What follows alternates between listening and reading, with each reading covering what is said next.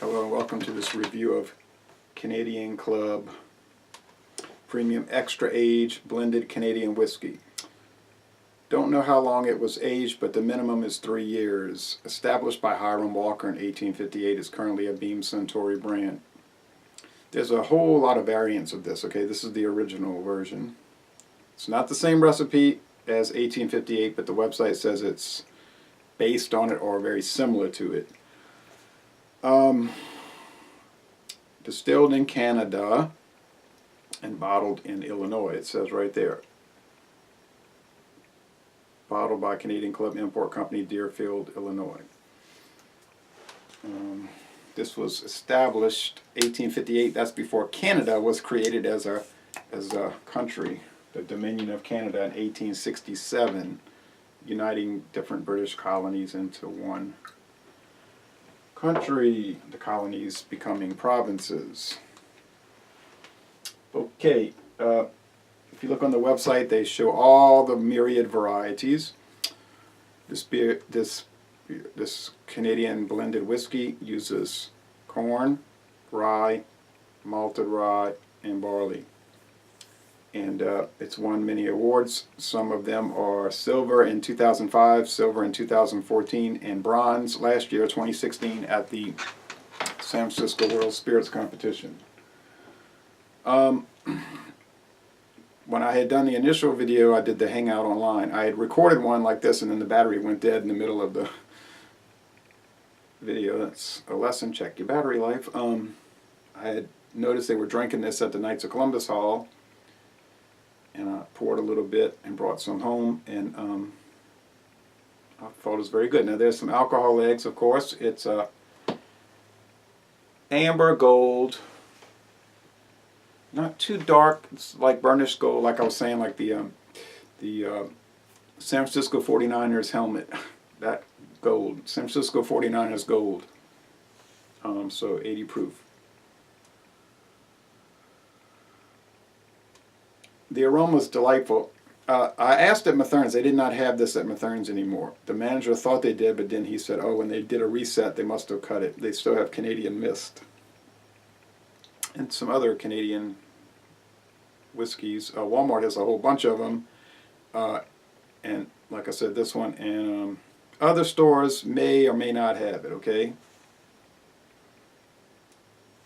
Around here, I mean, your area might be ubiquitous. It's a delightful aroma. There's some alcohol, of course. A little bit of that, like I say, the doctor's office, waiting to get stitched up and cut your leg.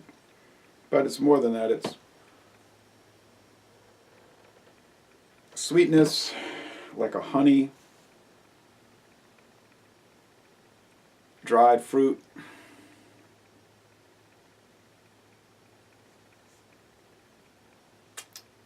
Woodiness like oak.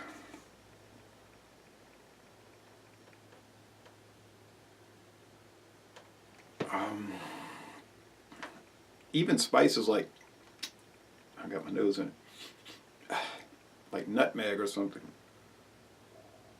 Something like that. It's it reminds me of being on the spice aisle in a grocery store and maybe sniffing those bottles, and it's making me think the nutmeg, maybe a little pepper, and that must be coming from the rye, a little pepperiness. I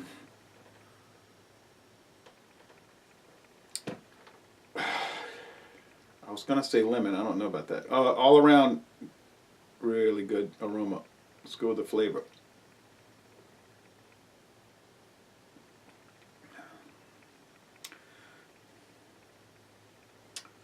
Like I said in the initial video, it's like almond oil.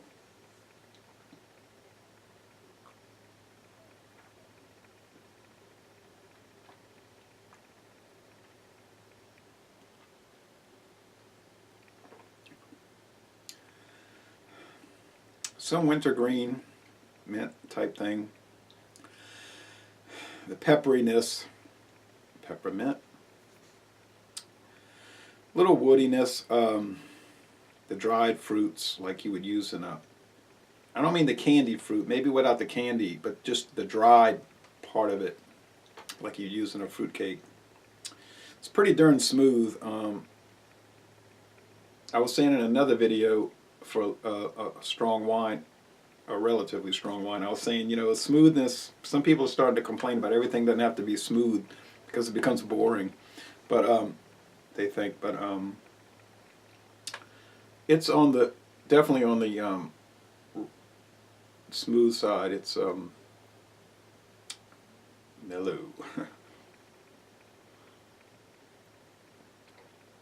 The body's high, medium, a little thickness to it.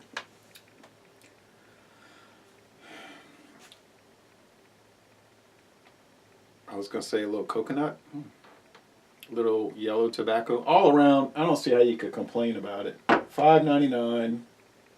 Okay, so $6 for this, $12 for the big bottle. It's not bottom of the barrel cheap. But then, if you get one of those for $5.99, 750 milliliter, it's going to be a blended whiskey, and it's not going to be different whiskeys blended. It's going to be 20% whiskey, straight whiskey, and it's going to be blended with 80% grain neutral spirits. Whiskey a blend. That is a category. Someone said that's not a true whiskey. It's a true whiskey according to the U.S. government's Tax and Trade Bureau. It just may not be something you want to drink. It's a true category. Yeah, it's a budget category. This is all pure whiskeys distilled and then blended together according to obviously pretty exacting standards. Beam-Suntory is no joke, okay? Even their baseline whiskeys, the cheap stuff they make, like the Beam's 8-star, I was very impressed with that considering how low priced it is. The Jim Beam was very impressive. I need to do a review of that one out of a decent sized bottle and then try out some of the other ones. So their Courvoisier cognac brandy, I had the VS. That was something to try. That was just so well made. In summary, my experience with Beam-Suntory products has been 100% positive, so that's a good start. And it looks like it's going to be a good finish, but you never know until you try everything. And it would take a lifetime. It would take literally a lifetime to try just their products, just theirs. So it's not possible, but you dabble in it. Anyway, very nice, very enjoyable. As it's breathing, it's really starting to develop some candy sugar and some maybe even maple syrup aromas. Well, I would recommend this without, I would give it my highest recommendation. I would strongly recommend it. I'm glad I bought this bottle and did a follow-up. So, thanks for watching this video production.